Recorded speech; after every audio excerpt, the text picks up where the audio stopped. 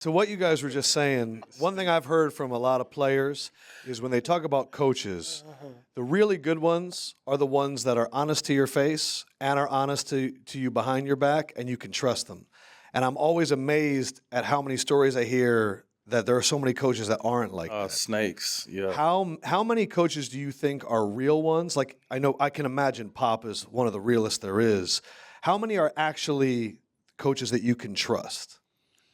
Well, for me, I got to be honest, I've been blessed. I had Rick Carlisle, Larry Brown, Mike Brown, Greg Popovich, Don Nelson.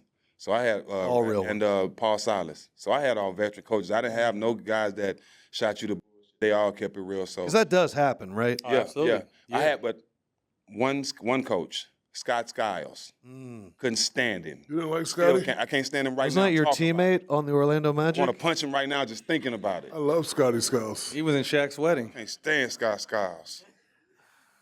Did anything in my guy. particular? Passion. Was there one story that happened that really put you over the edge? It's just this simple. It's not personal, but he wasn't trying to win as a coach. Some type of way he was was convinced to take a dive and not play certain guys. And when you got me, Andrew Bogut, and Brandon Jennings on the sideline, and we're not hurt, I can't be a part of that. Gotcha. And as a player, there's somebody that's supposed to be a tough-nosed player that was a hard player. You shouldn't respect that either. I mean, I think, I think the real ones survive. I think at the end of the day, the guys that don't do it the right way don't last. I had someone like Mo Cheeks, who was obviously respected who he was as a player and what he accomplished for the 76ers, but as a coach, he wasn't. Really? So I almost had to fight Mo Cheeks. Like, it was like my third or fourth year, and I wasn't playing. So I respected my role. I got traded with Chris Webber from Sacramento to Philly in like 03, 04. That was big. And I wasn't Air out with Your hair was Iverson the and best? everything. Huh? Y'all, both of y'all got good hair. I Y'all think wasn't he might have arguing been over jealous the of my curls. But so I wasn't getting a chance to play. So I accepted it, respected it, so I would work, before, after, anything a young player. I'm 21, 22, trying to get better and work my way in. But there'd be times where I'd be in the gym with my shooting coach, and he'd come in there and laugh, like, what are you doing? Why are you shooting? You're not going to get to shoot here. Ha, ha, ha. I was like, all right, ha, ha. You know what I mean? So there was one day in practice where Matt will fight you. and then we by the way, bro, your New Balance are dope as fuck. I keep seeing them things. Them Yeah, they shits are. They are hard, pretty bro. fresh. They Them are shits pretty is dope. So one day we were in practice, and I took practice as games because I wasn't getting a chance to play. So I'm working hard, and this is back when we used to really practice, and I took a shot and made it. And this dude stopped it and made an example. What did I tell you 2 weeks ago? You don't shoot here, and that's not what you do. You pass the ball.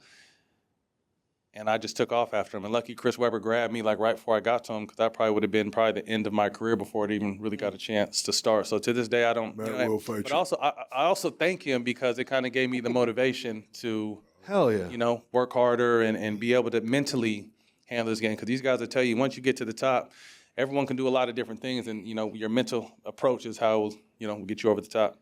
Yes, Shaq, I will have been known to swing a couple times, just Yes. like you. Just like you, so Shaq's punches are the scariest he- videos to watch. Keep those windmills. Nah, this is Shaq. Shaq punches. They were are- life enders. Nah, he for some reason mid punch he has that come to God moment and be like, I can't do Pulls this it to back this real person. And he quick. pull back every Yeah, time. I do. He thinking Hold about on. it, but then like, nah, I can't Hold do on. this to this person. Not Charles. Huh? The Charles Charles one was Barkley. an attempt. Tried to And fuck Brad Charles. Miller. You pull back on Brad too. The Brad Miller one is so pulled scary back to on pull Brad. watch. back on that too. Hey, he my would have God. But I Daffy didn't pull Duck back on Brad. Charles. Remember them cartoons back in the day when Daffy Duck used to get hit and his beak would go to the back of his face? Like, if he would have hit Brad Miller that time, This is what Brad happened Miller with might Charles. not be here. So Charles hit me in the ball of my face and hit me Yeah, with to the bars. He threw the ball at me, right? So I stopped time. If I don't do nothing, y'all gonna climb. Everybody gonna climb me. You Get didn't do back to Chuck the like hood, that. gonna And you climb was me. in Houston. Yeah, I was in Houston. So I threw the lazy left because I wanted him to come on the inside. Then I was gonna try to tear his Tried to walk in jaw there. off. But he went around the other way, and then he flipped me, and then he got a little punch in. But the crazy thing about that story, y'all know my Uncle Jerome. By the time I got to the back, the phone had rang, and it was my mother and his mother on the phone at the same time. And I was like, hello? She's like, don't you hit my baby. And I was like, who is this? She's like, this is Miss Barkley. And my mom and her were laughing. She said, I already talked to Charles. Y'all shouldn't be fighting. Y'all should be setting it, good example for the children. We all mama's boys. I didn't want to do it, but I was like, okay. So when I went in the back, he was laughing and I was laughing. I was like, don't be laughing now, because Ain't nobody back yeah, in there. ain't nobody back here. But ever since then, we've been really good friends.